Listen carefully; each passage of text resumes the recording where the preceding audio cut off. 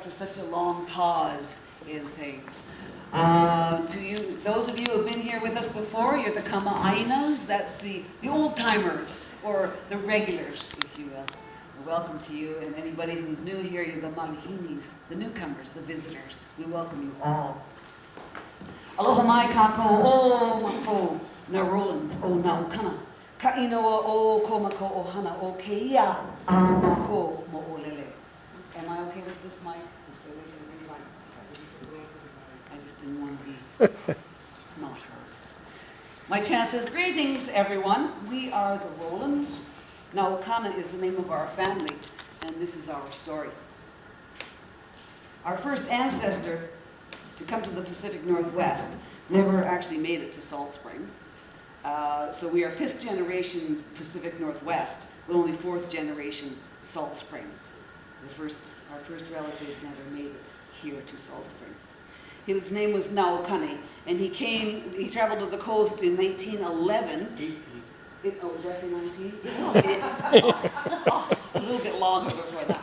1811, with an American trading ship. A lot of people think the Hudson's Bay Company brought the Hawaiians here. They were very instrumental in keeping the Hawaiians here in gainful employment. But the Americans were the first to bring them here in 1811. The ship was called the Tonquin.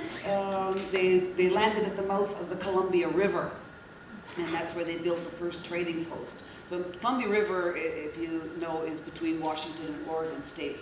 So south of here, not quite to Salt Spring. Within a few months, they built that fort, and the Americans called it Astoria. But Astoria was taken over by the Hudson's Bay Company about 10 years after that, and that's when the Hudson's Bay Company became associated really strongly with the Hawaiians and bringing them here for the trade. So our great-great-grandfather, Naukane, they called him John Cox Naukana. They sort of changed Naukana spelling a bit, so it became Naukana, which we still use today. And John Cox because he resembled one of the crewmates that he traveled here with on the Tonquin, and so they decided they would call him John Cox.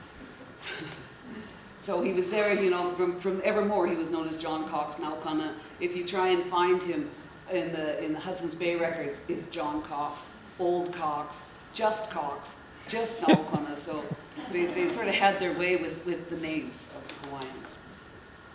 It was his son William that got us closer here to Salt Spring Island. William also worked for the Hudson's Bay Company once they had taken over things. He worked for them for about 30 years. And then in his later life, he landed on San Juan Island, and he worked for the Hudson's Bay Company agricultural farm there. I think they called it Bellevue Sheep Farm. It was much more than just sheep. They raised livestock and produce and stuff to feed the forts.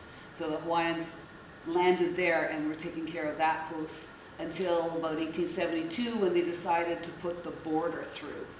And they split the islands. So San Juan ended up on the American side of the border.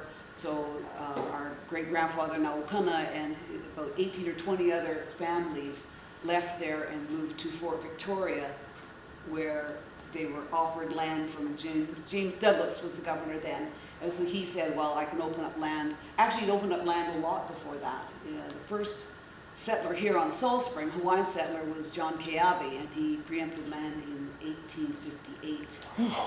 Grandfather didn't preempt any land close by until 1875, and he chose Portland Island.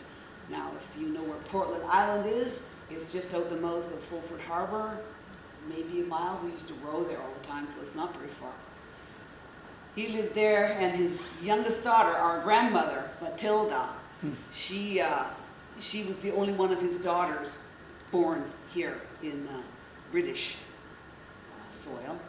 And she lived there with her father for about 25 or 30 years. And then when he was aging, he was almost 90, she moved him and her young family, she had 4 or 5 children, to Isabella Point at Fulford. So she's the one that got us here eventually. But he was still around, so he was our first generation Salt Spring.